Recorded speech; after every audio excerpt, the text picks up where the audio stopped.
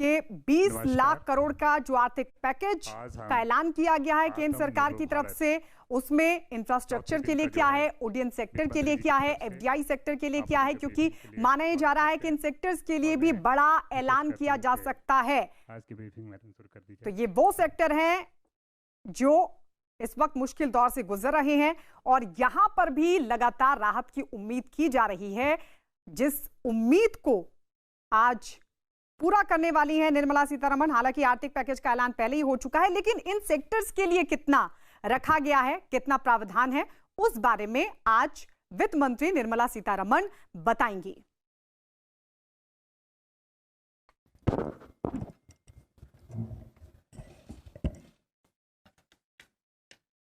Namaskar.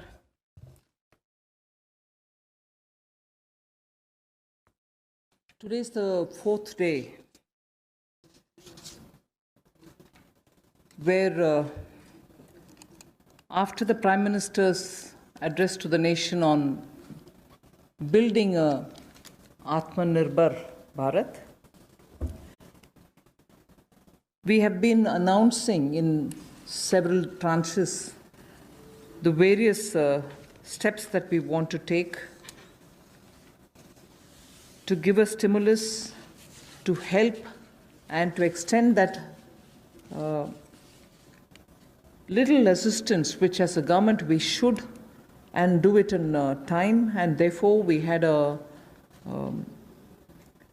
Pradhan Mantri Garib Kalyan package.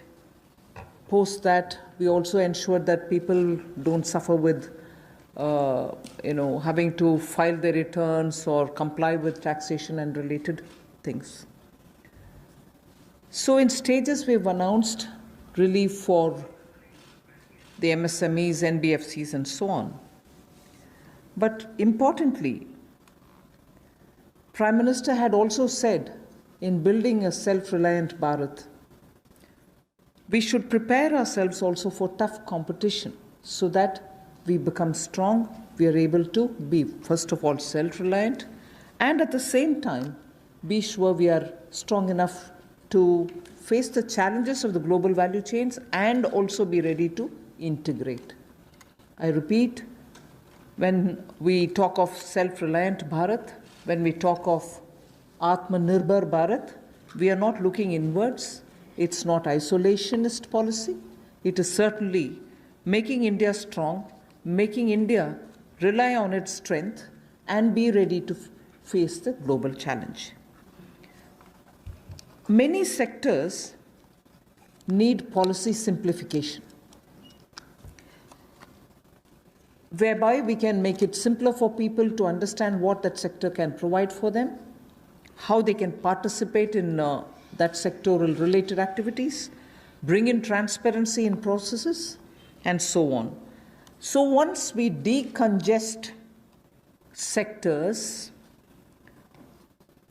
we can also provide the necessary boost. That sector too will become strong enough and competent enough to provide the necessary boost for growth and employment. And as you all know, the Prime Minister has a very strong track record in taking up reforms, deep systemic reforms. I'll just highlight those reforms which are worth recalling. And on those reforms, it was public knowledge, and all of you all covered extensively the efforts that had gone to take everybody on board so that those reforms become everyone's reform. DBT, the direct benefit transfer. Today it's become very useful for us to be able to directly give money in the hands of people. GST, which had been pending for a very long time, all states were taken on board, and GST brought in one nation, one market. IBC, companies waited for decades to have their insolvency-related matters settled. Limited success was felt through the various other programs, schemes which existed, SARFAESI or BIFR and so on. Then the several steps which were taken for ease of doing business so that India becomes an attractive destination for investment. You also had the public sector banks reforms, not only just infusing some equity, but also making sure that they become professionally managed, although they are public sector banks, and performing well, but still they needed to have more